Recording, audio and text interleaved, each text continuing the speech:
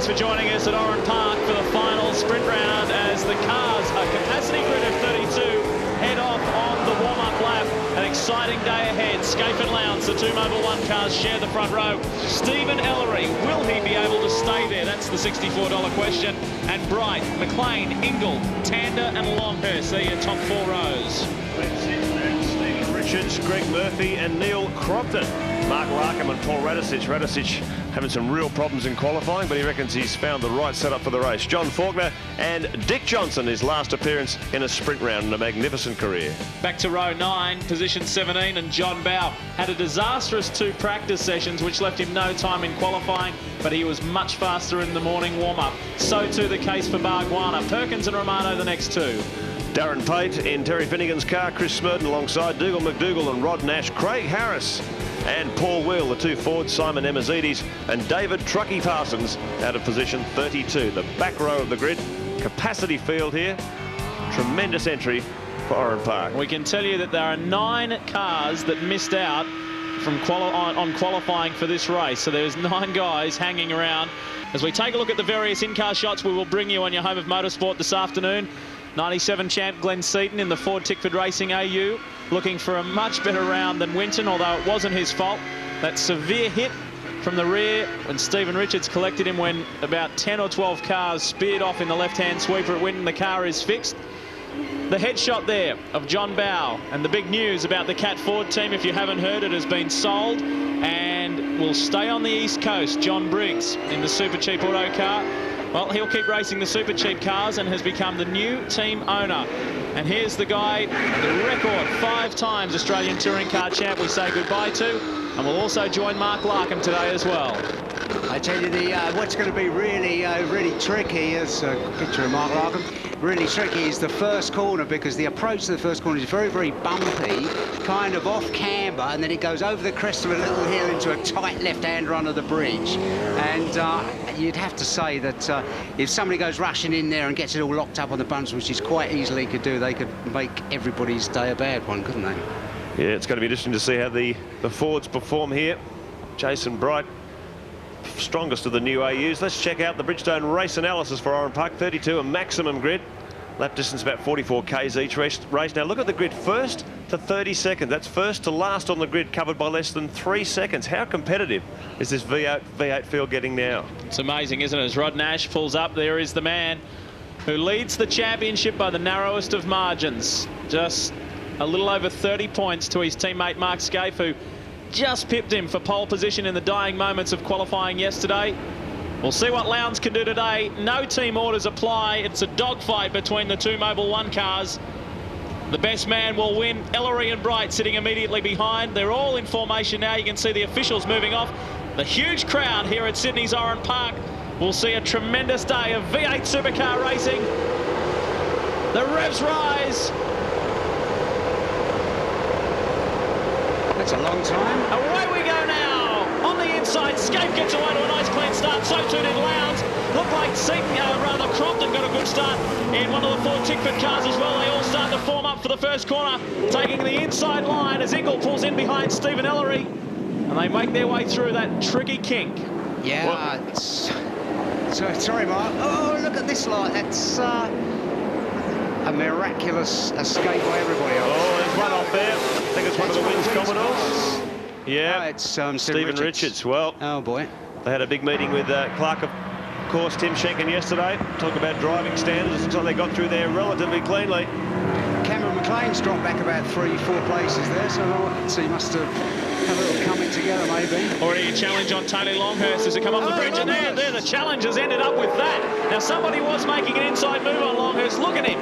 He is disgusted. Throwing his arms around inside the car. He is beached. That guy is driving with a spine that's just been operated on a couple of days ago, and if you see the back of his spine, it's quite incredible. It's just done an amazing job. Look at the marks on the front of Garth Tander's car. I saw that, yes. I'd have to say there'd be a little inquiry after that one. Well, a bit of a shock to the system. Stephen Ellery, the Queensland privateer, not running in a lot of bucks, but very impressive here in qualifying. He's up into 4th position behind the first of the AU Falcons. That's Jason Bright. Russell Ingle in 5th. Then it's Tander and McLean, the flying privateer, locks up the inside brake coming through that very difficult twist. Oh, Radicic. Shoved the inside of DJ. You want to talk about someone else on the move too? Jason Barguana has come from 18th to 10th on the first lap. Our Winton winner is on the way back, and so too is John Bow. He's moving forward. He's up to 14th already. So keep an eye. This is a close battle here. The two Shell Helix cars. Radicic already getting one up on team owner Dick Johnson. Then you've got Murphy. Then you've got Bow, and Larkham's in there as well. Yeah, Bargs left himself a bit of a difficult job, didn't he? 18th on the grid around this place. It's going to be interesting to watch the progress of yellow flags waving there for Tony Longhurst off in the sand trap. I believe the safety car. Yeah, must be. Everybody's slowed right now. Safety car's out on the circuit because that is a very, very dangerous position. And Tony Longhurst has beached that car coming off that bridge there. Flat knacker, they brake really hard before they swing right. Any mistake, you'll end up clouding that car. Yeah, Mark, just to explain about Tony Longhurst's back, he got up one morning and sneezed and it herniated a disc, or it ruptured a disc, and he had to have an operation on it. It was very, very touch and go. All right, it's early days. Plenty of action here at Oran Park. Let's check the positions for you as they stand at the moment. Scaife and Lowndes, Bright, Ellery, they've remained the same, though Bright's moved up ahead of Stephen. And Ingle, Tander, McLean and Crompton has made a good forward surge from 11th position. Seaton, Barguana, as we said, is the big mover. And keep your eyes on Radicic and Bow as well. We'll be back right after this.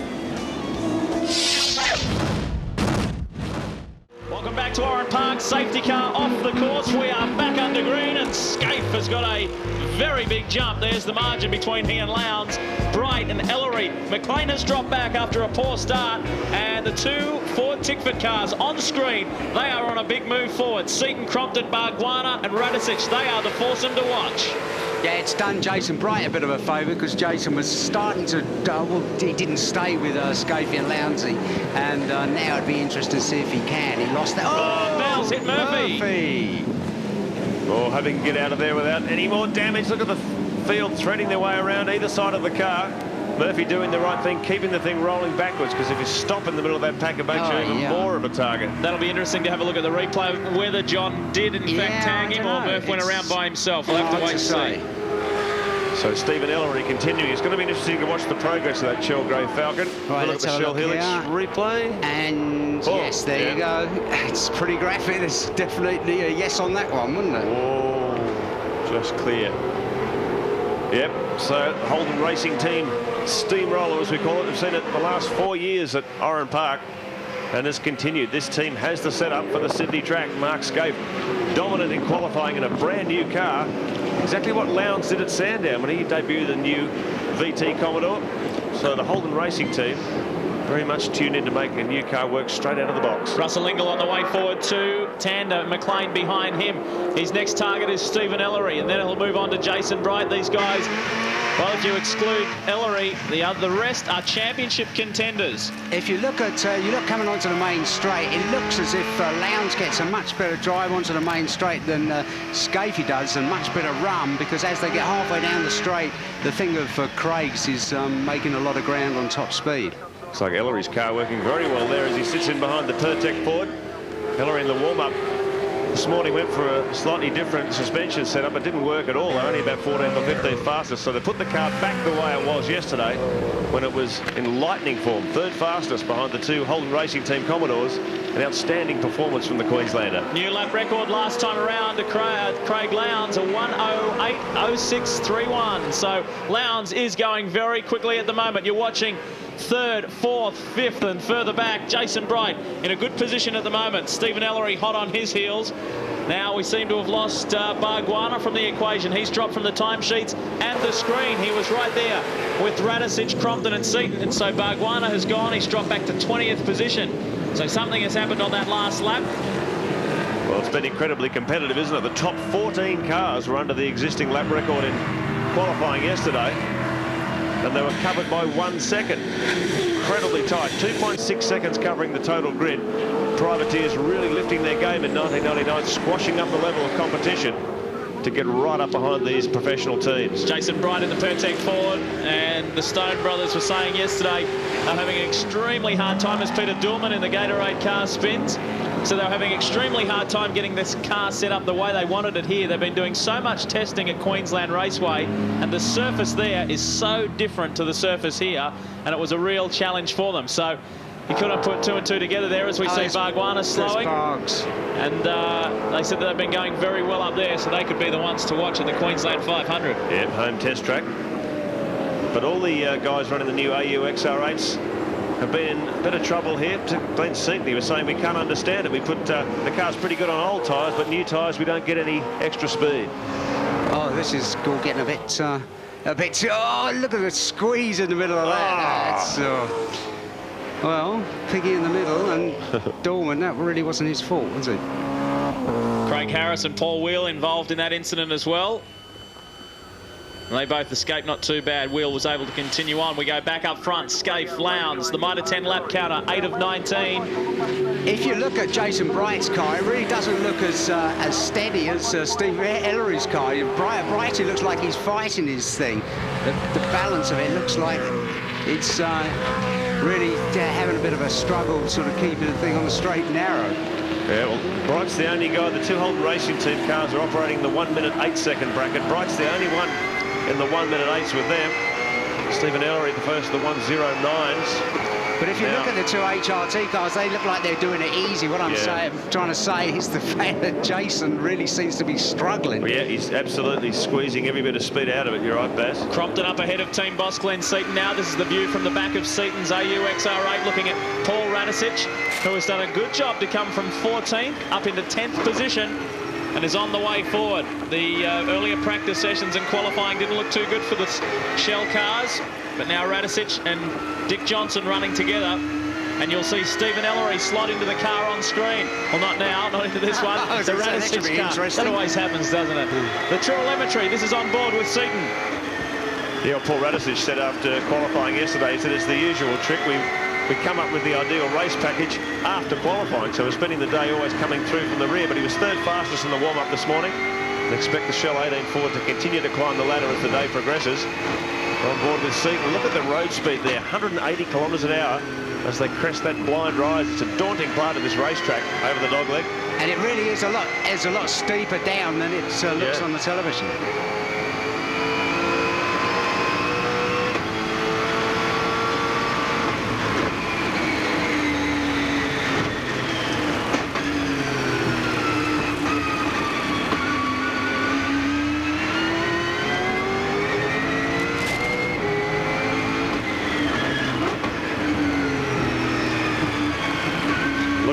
Glenn Seaton's concentrating there as Paul Radicic moves right up into the mirrors. And of course, Seaton, they just aren't getting the new tyre gain out of this car that they've had previously. They put a new set of tyres on it. Normally you go a lot faster. It just hasn't been happening for the FTR Fords this weekend.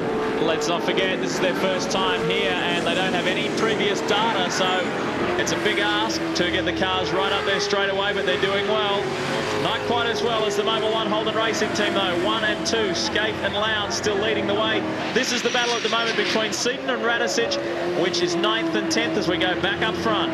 Yeah, you'd have to say with that battle of Seaton and Radicic, Radicic looks quicker than Seaton at the moment, and we'll soon see if he when he gets past, but he does look a lot quicker. Well, Jason Bright matching the times of the Holden Racing Team Commodores. The gap 1.3 seconds at the moment, remaining fairly static. Let's see if the Ford can close in a little bit. We're on board with our race leader Mark Scaife, the brand new VT Commodore, built by the boys in Melbourne. And Craig Lowndes reverting to the older VT this weekend. Very happy to be aboard the latest model. The story from the pits with Bargwanna's car, a fuel problem, and the car was cutting out every time he took a right-hand turn. So some problems there for the Gary Rogers team. Yeah, I was going to say virtually every turn. Tander is menacing Russell Ingall. He was disappointed that he didn't stand on the podium at Winton. A special day too for Garth. His father, Dirk Tander from WA, is here on Father's Day, so that's appropriate. Talking with him, and he's very, very proud of his 22-year-old son. Russell Ingall third in the points, Tander sixth. These top 6 guys covered by just 170 points, so every point critical here. As the enforcer defends. Dick Johnson talking about defending. Here comes his former teammate, John Bow, up the inside in the Caterpillar Falcon. So Bow had an absolutely terrible practice. He was all at sea yesterday. Another one of these teams running the new AU XR8. No previous data, no previous experience on Bridgestone tyres around here too. So JB was really in a quandary which way to go with setup. But something just came off of JB's car then. Oh, a bit of a tap. Gives him one for good measure. Come on, you might have left the team. We'll get a move on. So John looks up at the rearview mirror. Okay. So he's opening a little bit of a gap now on the Shell 17 car, but Bow back there in 11th position. He said he's going to have to fight for every point he can get today. Let's not forget, guys, about Cameron McLean and his superb effort in 7th position at the moment. Top privateer and battling it with the big boys. Well, we're keeping an eye on this gap between Jason Bright, now leading Mobile Holden Racing Team Commodores. He's chomping away at it. 1.2 seconds the gap. It was out to 1.8. So the Pertec Ford, Stone Brothers, looks like they've done the trick with the setup. Oh, Murphy. So a tough race for Greg Murphy. First of all, got turned around by John Bow and now is out of the race. He joins teammate Stephen Richards, who we saw pull off on the opening lap. Not quite sure what the problem was there. Oh, look at Bright. 1.2 seconds. He has closed it. Shut it down by about half a second. Ingles coming under increasing pressure by Tander, and not only Tander, but Cameron McLean is right there, and Crompton's done a good job too. So there's 4 cars there in a tight bunch, a slight margin back to Seaton, who is still doing well to defend from Radisich. Then it's Bow, Johnson, Faulkner, Larkham, Perkins back in 15th position. Rodney Forbes right on him. Over the bridge with Russell Engel. The Chrome Dome swings over the bridge. Very demanding part of this track. It's a real driver's circuit, this Oran Park. The guys are working hard all the way around. Muscle the car in toward the apex each turn. It's a big handful, 1,350 kilograms of V8 supercar, about 600 horsepower trying to get to the ground. And they've got to be very careful with the tyres. They don't fry up the rear tyres. This place very, very hard. Look how hard Engel's working. Tander applying maximum pressure. The enforcer being enforced. Well, turn the clock back 12 months. Tander's got a great run out of there onto the main straight. He pulls up alongside Russell Engel and he will get him. So Garth Tander, it's a battle between the oil companies, Valvoline and Castrol. And up the inside goes Garth Tander.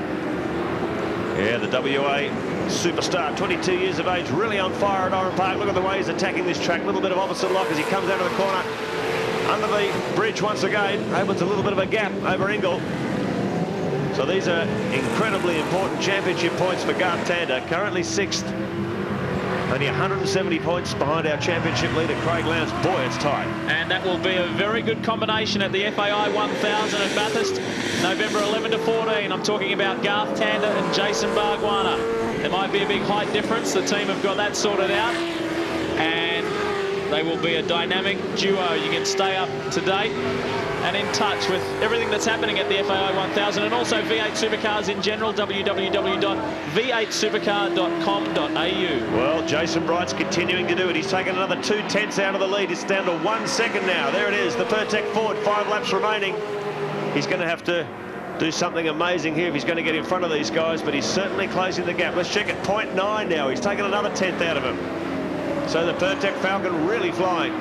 After a very difficult practice session, the Stone Brothers once again have proved great skill at getting that car into shape side by side. Rodney Forbes, the Sydney privateer, trying a big run down the inside of the Mitre 10 Falcon. Well, Larry Perkins has made the move on Mark Larkham. Now you can see his left-hand headline there has got some damage to it. It's been knocked out. Forbes has got the inside run there. Oh, you can see that one coming, couldn't you? Yeah, you'd have to say that was pretty predictable, wouldn't it? Rodney Forbes on the inside, Larkham moving across to take his line. Pow! Lark, of course, Tim Schenken will have a close look at that one on the replay, no doubt. So Larkham having a wretched weekend. Back on the tar, but he would have put some big flat spots on those tyres, no doubt. And look at Jason Bright continuing to close the noose here. Lap times down to 100th of a second, slower than our race leader Mark Skay. 4 laps remaining. Oof. There we go. You can just see Rodney Forbes. Oh, there is Mark looking at. Oh yeah, he was lucky, wasn't he? Yeah. Well, it's been for the last 6 years the person who has started, or a driver from the front row, has won here at Oran Park, and that looks like continuing, that's for sure. But not if Jason Bright can help it. He's doing his best to catch up, and well done Stephen Ellery, who has maintained that 4th position in the ex-Mark Larkham car.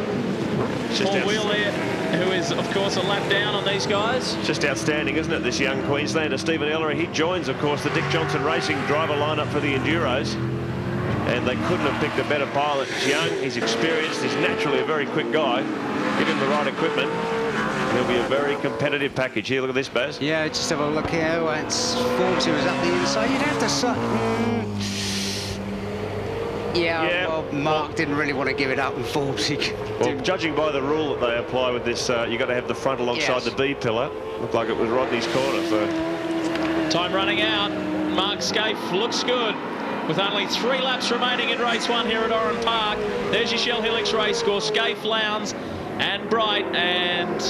Oh, it's static now. Yeah, he's running out of time. 0.8 of a second he got it down to, but he hasn't taken another 10th out of him that time around. Stephen Ellery back there in 4th, Tander 5th, Russell Ingall 6th. And look at Cameron McLean. What an outstanding performance by this privateer. He cleaned up in the Privateer Drivers' Championship this year, and all of a sudden, the final sprint round, he's up there in professional team territory. Well, let's not forget, that's realistically his 3rd Privateers Championship, because he's won the Independence Cup in the Super Touring category twice. And so now he's done it here in the V8 Supercars as well.